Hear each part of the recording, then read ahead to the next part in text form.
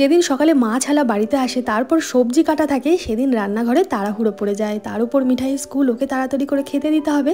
যা যা রান্না করতে পেরেছি তাই দিয়ে ওকে খেতে দিলাম। গরম ভাতের সাথে এক টুকরো বেগুন ভাজা দিলাম।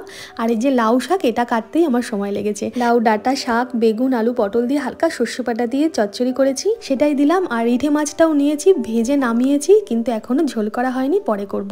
এক পিস কড়কড়ে করে ভাজা রিঠে মাছ দিয়ে ওকে খেতে দিলাম। আর স্কুলের টিফিনটাও খুব সাধারণভাবে ফল দিয়েই সাজাবো, কারণ রাত্রে আজকে জমিয়ে খাওয়া হবে রেস্টুরেন্টে। যাবো আজকে একটু মুভি দেখতে মিঠাইকে নিয়ে।